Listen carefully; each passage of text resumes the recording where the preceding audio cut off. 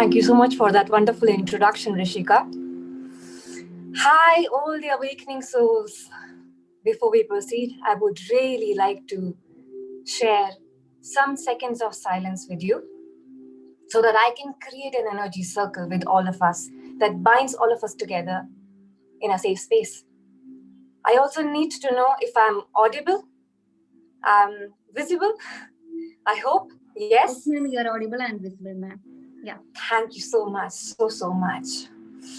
So I'm going to take few deep breaths, and if you are here in this very moment and you are ready to let go of all the thoughts that are not helping you right now, you can close your eyes and breathe with me 3 times. Yeah? Perfect. Let's do it, guys. So we are going to inhale deeply through the nose and exhale through the mouth. Okay? So on the count of 3, we will inhale together, long and deep. Hold it and then exhale. 1, 2, 3. Inhale.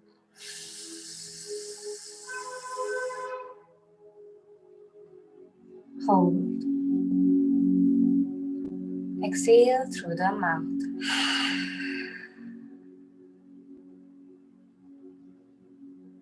Once again. Inhale.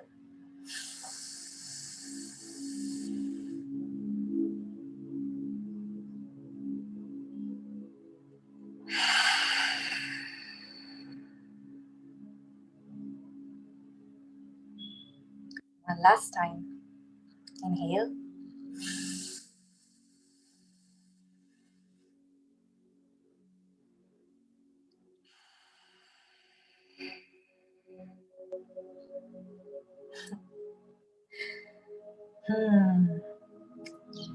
Before we proceed again, I would like to express my gratitude. I am truly grateful that I've received this opportunity to connect with you all. And to begin with now, I'm opening my eyes and I'm opening my heart to all of you. So I am here, I am present, I am open heart, open mind, open body. I am ready to receive and share. Okay then, to begin with, I'll introduce myself as a lover. I am a lover. My name is Nimisha Verma. And I am trying to create a global change by building safe spaces wherever I can, however I can. I still need to know, I hope I'm audible. Yeah? Yes? Yes, ma'am, you're audible. Yeah. Amazing. So yes, I am here. I'm here to be in service. I'm here as a change maker. And I believe that what we do not define us. And we are here just to really understand ourselves better every single day and create a safe space for each other so that we all can really grow together, evolve together, awaken together. And that's called you all awakening souls. We are all are awakening. We all are going back home. And here I am. I'm here to tell you that I am using some tools that are considered as a part of alternative medicine, alternative psychology, So here I am, I think I'm representing the alternative world. At the same time, let me here tell you that science and spirituality, in my opinion, are no different. They are just the same. Science is just a more structured form of spirituality, and spirituality is just a more dynamic and flowy form of science, and both go hand in hand, specifically for the coming generation. And as a practitioner, I use tools like metaphysical anatomy. I use tools like storytelling. I use tools like journaling, NLP, EFT, emotional freedom technique. And here I am trying to really make sure that we open our heart to knowing our body more, that what tools can work better for us. Metaphysical anatomy is just metaphysics. It's physics. It's knowing that every emotion you feel makes itself home in your body.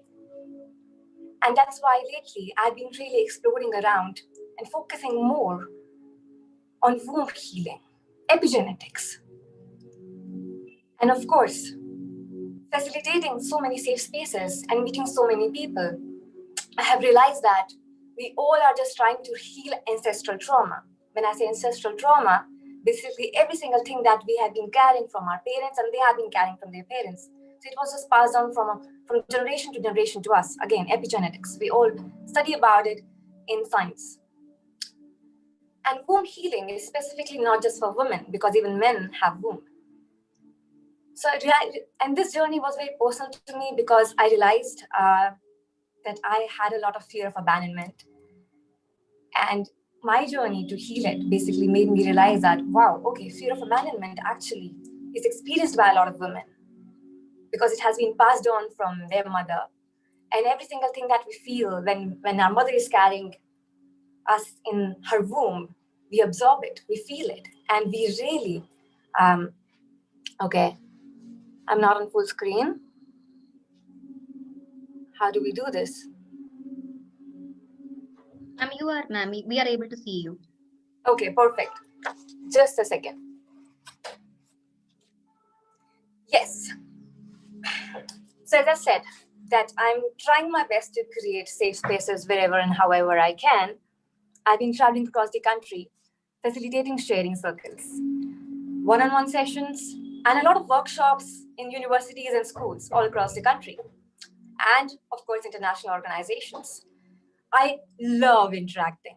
I love conversating. I love storytelling. I love how words have so much of strength that they can move us. And when we move, everything around us move. I completely believe in power thinking rather than positive thinking. Positive thinking is more or less about whatever's happening to me is happening to me for good. But power thinking is about I will make things happen. I believe in myself and I will make things happen. And that's why I believe when we talk about healing, most of us, we don't want to heal. And I tell you, I'm not speaking in a manner where I'm literally pointing finger. I'm not attacking anybody here. I'm saying the attachment that we develop to that comfort, to that victim identity, that self-sabotaging behavior is the reason why sometimes we just, attach ourselves to that misery, that मेरी तो पीठ में दर्द रहता, I have so much back pain, or I can't breathe, I have anxiety, so when we really give ourselves that identity itself, we start defining ourselves using that, and that keeps manifesting and manifesting. So I also work around abundance mindset. I work around wealth consciousness a lot.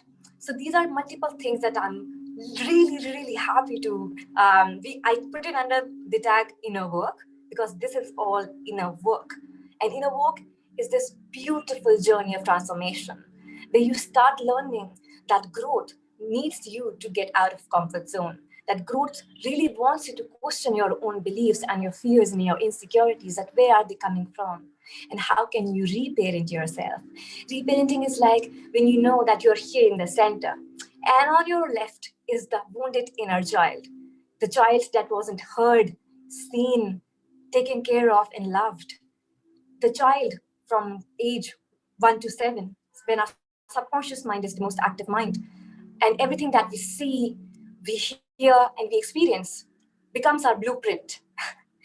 And so if we are experiencing that time a lot of limited beliefs around abundance, money, if we see our parents struggling with money or they are too busy earning money, we grow up thinking that money is that evil thing, like money is the reason why my parents do not give attention to me, I don't think so I'll be able to afford this, or you have to work hard to get money. So all of these are limiting beliefs, because we are raised in a certain manner where we are taught all of these things, but these are just beliefs, limiting beliefs. So we have to unlearn them, because what is this? This is just programming, programming with your thoughts and your emotions and your spiritual body is equals to your physical reality. So when you change this programming, basically when you change the roots of the tree, you change the fruits of the tree. Simple as that. And what is the root? Everything that you have to change in the visible world, you have to change something in the invisible world. So you have to change your thoughts, reprogramming, as we say, because what is this? This is information stored in yourself. And we can replace information. We can always replace information. And just like physical trauma as well, psychosomatic trauma, that's what metaphysical anatomy is about, that everything that you feel gets stored in your body as a memory of yourself. You can tap into that memory and you can release it. That's how you heal your body.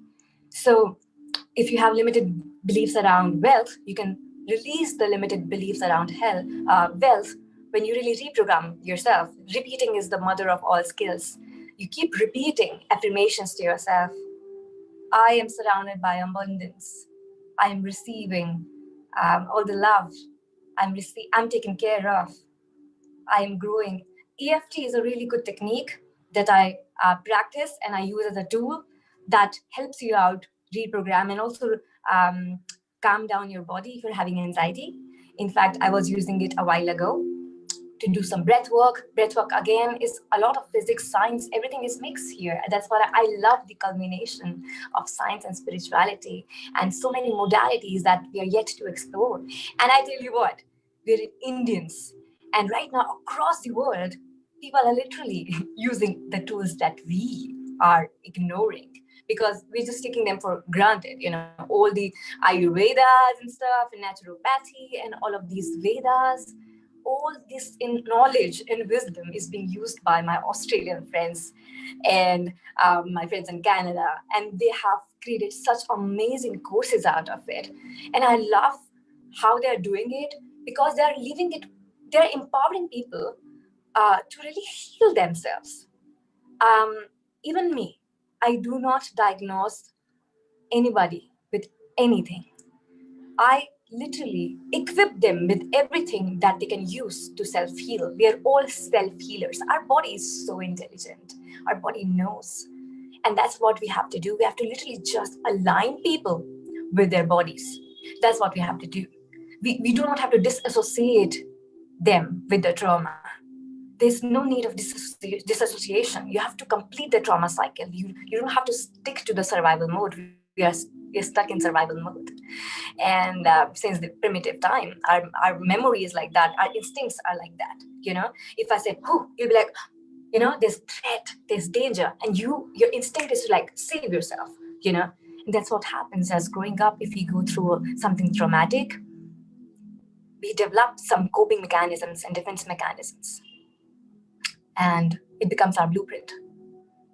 And these instincts are numbness, freezing, flight and fight mode, escape, like running away, literally, and nausea.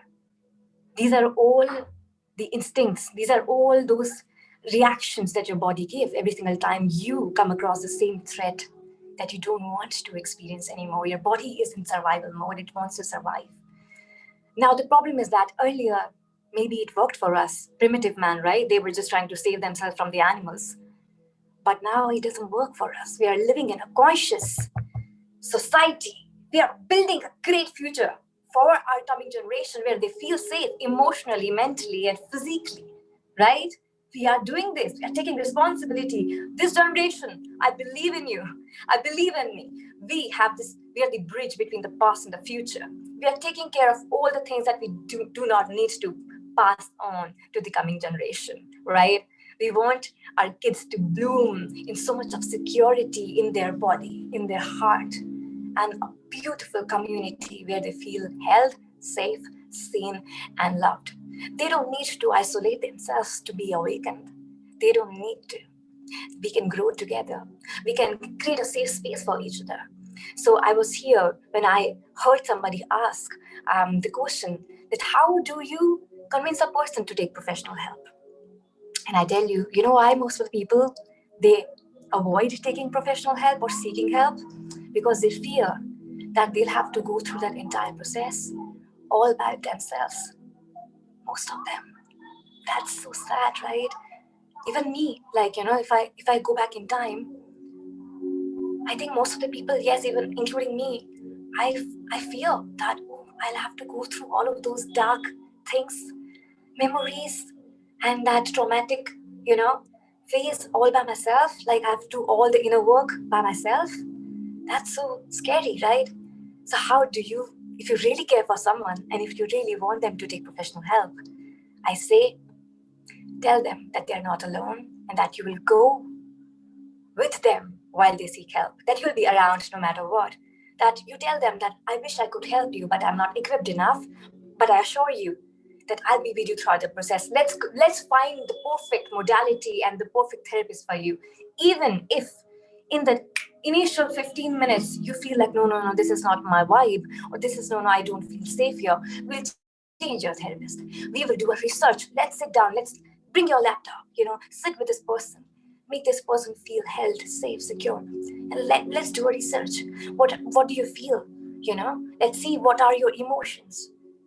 Is it more psychosomatic? Is it more like, do you have pain in your chest? Are you finding it difficult to breathe? Or do you have problem with your periods? Do you experience a lot of pain during your periods? Are you not getting your periods regularly? There's so much, right? So you write it all down and you see what all options you have. Do not play around with your mental health and your body. If you really are taking this seriously, then you better take it seriously. Then you do a research. You explore Hey, as much as Nimisha, you can. Yeah. just a second. I just wanted to say we're running out of time. Yeah. So I'm just closing this session and with just this message itself that please, you're not alone. Just know that. And we're all here for each other and we're building a safe space for each other. And let's make sure that we do everything that we can to come out of our limiting beliefs, our fears, our insecurities. Because this is how we reclaim our power. We have to go back home to ourselves, our body. We have to hear our bodies and our heart. We have to move freely. Okay? So, yes. Wow, I told Rishika that I'm such a storyteller. I'm going to start and I'm like, oh, yeah. So, I just want you to know that I'm truly grateful for your existence and I'm here. You can always reach out to me. I'm there on Instagram and I try my best to really put some content out there that can guide you. You can always take a one-on-one session from me. There are sessions available in my Instagram bio. There's a link that you can find. And I have recently launched a course 2 days ago. It's called Reclaim Your Power. So I'm helping all men and women to experience sacred brotherhood and sisterhood, to really align with their higher self, a self which is free in their body, mind, and soul. And we're all in this together. We give each other safe space to release, cry, laugh, feel anger. Just allow yourself to be and also nurture ourselves collectively. So, yes, I repeat again, the website is reclaimyourpower.in. And you can always reach out to me on Instagram. My email ID is teamnimishaverma@gmail.com. You can always connect with Rishika again. If there's any other information you need, I'll give it to her. And lots of love. Lots of love. Thank you so much for having me here. It was lovely, lovely, lovely sharing and receiving from you all. Thank you so much.